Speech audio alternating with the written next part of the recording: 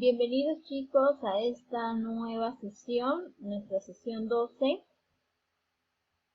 del área de Ciencia y Tecnología para quinto año de secundaria. Como ya han visto ustedes, hemos estado viendo algunas fórmulas físicas y las hemos comprobado usando un análisis dimensional. Ahora, cuando nosotros hemos hablado, vamos a continuar con nuestra clase. A ver, yo les pregunto aquí, dice aquí, este pequeñito se pregunta, ¿cómo podemos determinar la masa corporal de una persona? ¿Cómo determinamos la masa corporal de este niño? ¿Cómo lo hacemos? A ver, ¿cuál es la idea? Esta pregunta me la van a responder en su cuaderno y me la van a enviar, ¿ya? ¿Cómo podemos determinar la masa corporal de esta persona? Seguimos. ¿Cómo puedo determinar la trayectoria de este avión? Se pregunta el niño. ¿Cómo lo puedo hacer? ¿Cómo determino su trayectoria? A ver, segunda pregunta que van a contestar en su cuaderno. Vamos viendo entonces, hemos visto primero cómo determinar la masa de una persona, ahora cómo determinar la trayectoria. ¿Cómo lo podremos hacer? ¿Será posible o no? ¿Qué dicen ustedes? Bien, entonces vamos a pasar a conocer nuestro propósito de hoy. El propósito de hoy es determinar los componentes de un vector y encontrar la resultante de dos o más vectores. ¿Qué será un vector? ¿Saben ustedes qué es un vector? ¿No sabemos? Muy bien, hoy lo vamos a descubrir. Vamos. Cuando hemos hablado de magnitudes físicas, hemos hablado que las magnitudes físicas se dividen en dos grupos, por su origen y por su naturaleza. Por su origen habíamos visto que son las fundamentales y también las derivadas, ¿no? Fundamentales como ¿quiénes? La masa, el tiempo, la temperatura, la cantidad de sustancia y la longitud, ¿cierto? Y en las derivadas, ¿a quién tenemos? Aceleración, ¿qué más? Velocidad, densidad, trabajo, fuerza, potencia y un sinfín de magnitudes derivadas. Ahora vamos a trabajar esta parte. Las magnitudes físicas por su naturaleza también se dividen en dos. Son vectoriales y escalares. Vamos a ver ahora entonces cada una de ellas. Una magnitud escalar. ¿Qué es una magnitud escalar? Son aquellas que quedan determinadas con solo conocer su valor numérico y su respectiva unidad. Acuérdense de eso. Solo se debe de conocer el valor numérico y su respectiva unidad. ¿Cuáles son estas magnitudes escalares? La masa, el volumen, la temperatura y la longitud. Vamos al ejemplo inicial que habíamos planteado. ¿Cómo puedo determinar la masa de esa persona? ¿Cierto? ¿Cómo era? Puedo usar una balanza, ¿no es cierto? Y en esta balanza me va a determinar la masa corporal de la persona. ¿Y en qué unidad se va a expresar? ¿La masa qué unidad tiene? Muy bien, tiene los kilogramos, ¿cierto? El volumen nos da en metros cúbicos, la temperatura nos puede dar en centígrados, en Fahrenheit o en Kelvin, la longitud nos da en metros, centímetros, kilómetros, ¿cierto? Muy bien, entonces, esa es una magnitud escalar, ¿de acuerdo? Ahora, una magnitud vectorial. Una magnitud vectorial, dice, son aquellas magnitudes que quedan determinadas al conocer su valor numérico sentido, dirección y su unidad de medida. En la magnitud escalar solamente teníamos que conocer dos datos, el valor numérico y la unidad, ¿cierto? Pero en una magnitud vectorial tenemos que conocer más cosas. ¿Cuáles son? El sentido, la dirección, ¿cierto? Dos cosas más se suman a lo que ya tenían las magnitudes escalares. Como vemos aquí, ¿no? Las magnitudes vectoriales se van a representar en el plano cartesiano y van a hacer uso de un vector. ¿Qué es un vector?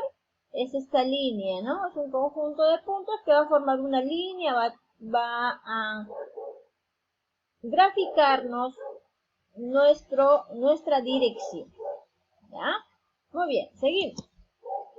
A ver. Aquí yo les pregunto, ¿qué hora es? ¿No? ¿Qué es esto? ¿Una magnitud escalar o una magnitud vectorial? Si yo pregunto la hora. A ver, por ahí. Acá dice, ¿cuál es el desplazamiento de la hormiga? En esta hojita, ¿cuál es su desplazamiento?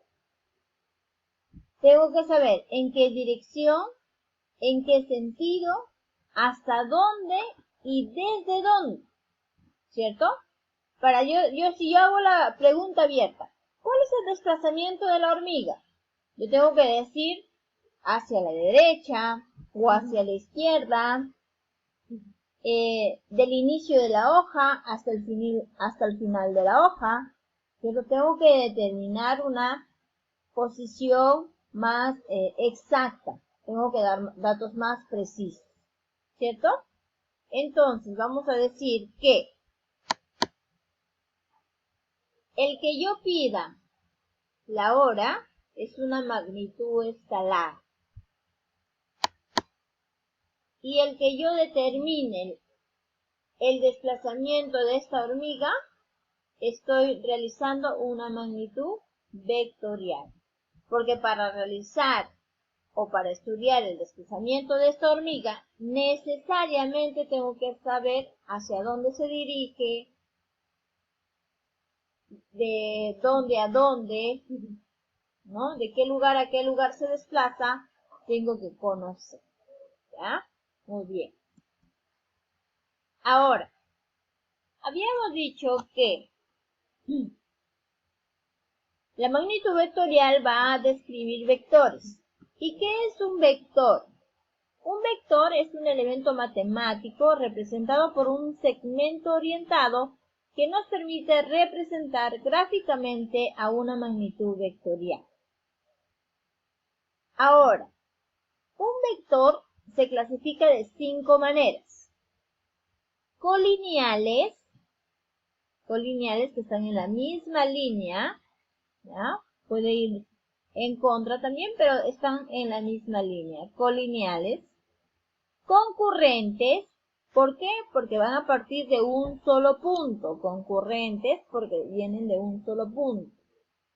Coplanares porque van a estar en un plano. ¿Ya? Van a estar en un plano estos vectores. Iguales, ¿por qué? Porque van a estar en un mismo sentido. Y la resultante que va a ser la suma de los vectores y la resultante va a ser la unión que les falta a ellos. ¿Ya? La resultante. Ahora, este vector, como dice aquí, ¿no? Es un elemento matemático que se representado por un segmento orientado que nos permite representar gráficamente una magnitud vectorial. Bien. Los vectores nos van a dar operaciones, ¿ya? Nos van a dar operaciones, en los cuales nosotros vamos a ver primero la suma. La suma de los vectores colineales. Tenemos aquí, mire, dos vectores, A y B. A vale 5 unidades y B vale 3 unidades. Si hacemos la suma y los dos están en la misma dirección, si los dos van hacia la derecha, se suma. ¿Ya? Entonces tengo 5 unidades más 3 unidades son 8 unidades. La resultante sería 8 unidades. Ahora aquí, tengo un vector hacia la derecha y un vector hacia la izquierda. En este caso, si tenemos un vector hacia la izquierda, significa que vamos a restar. El vector A vale 5 unidades menos el vector B, que vale 3 unidades. Entonces, la resultante va a ser 2 unidades. Esto ocurre en la suma de vectores colineales. Tenemos la suma de vectores paralelos. La suma de vectores paralelos, vamos a decir, miren, todas están en la misma dirección, ¿cierto? En la misma dirección. Tenemos el vector A, 3 unidades, el vector B, 5 unidades. Entonces la resultante es la suma de ellos. ¿Por qué? Porque están yendo en la misma dirección, están yendo hacia la derecha.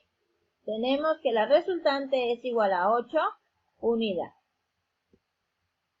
Ahora, la suma de vectores cuando forman un ángulo entre sí.